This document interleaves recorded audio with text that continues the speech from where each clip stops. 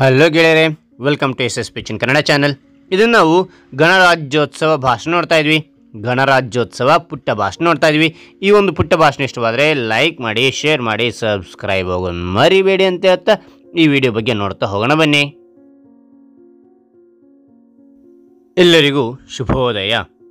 ಎಲ್ಲರಿಗೂ ಶುಭೋದಯ. ಎಲ್ಲರಿಗೂ ಶುಭೋದಯ.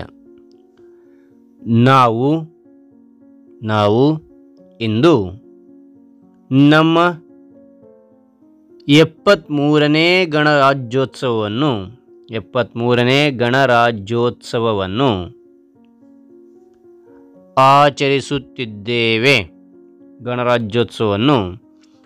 ಆಚರಿಸುತ್ತಿದ್ದೇವೆ. ಆಚರಿಸುತ್ತಿದ್ದೇವೆ. ಪ್ರಥಮವಾಗಿ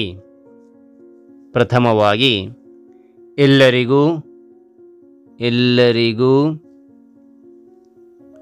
ಗಣರಾಜ್ಯೋತ್ಸವದ ಶುಭಾಶಯಗಳು. ಮತ್ತೊಮ್ಮೆ ನೋಡಿ, ಎಲ್ಲರಿಗೂ ಶುಭೋದಯ. ನಾವು ಇಂದು ನಮ್ಮ 73ನೇ ಗಣರಾಜ್ಯೋತ್ಸವವನ್ನು ಆಚರಿಸುತ್ತಿದ್ದೇವೆ. ಪ್ರಥಮವಾಗಿ ಎಲ್ಲರಿಗೂ ಗಣರಾಜ್ಯೋತ್ಸವದ ಶುಭಾಶಯಗಳು. ನಾವು ಪ್ರತಿ ವರ್ಷ ಜನವರಿ 26ರಂದು ಗಣರಾಜ್ಯೋತ್ಸವ ಆಚರಿಸುತ್ತೇವೆ. ಈ ದಿನದಂದು ನಮ್ಮ ಭಾರತವು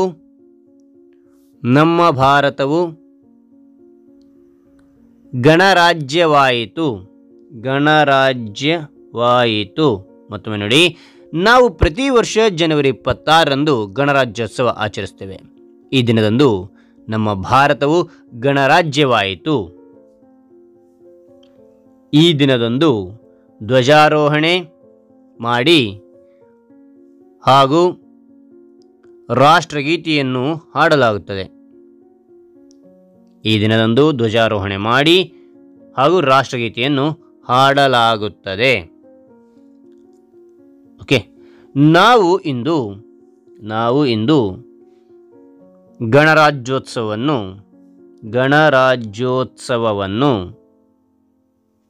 ಅತ್ಯಂತ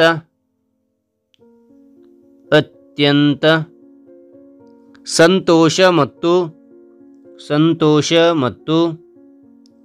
ಸಂಭ್ರಮದಿಂದ ಆಚರಿಸುತ್ತೇವೆ ಎಂದು ಹೇಳುತ್ತಾ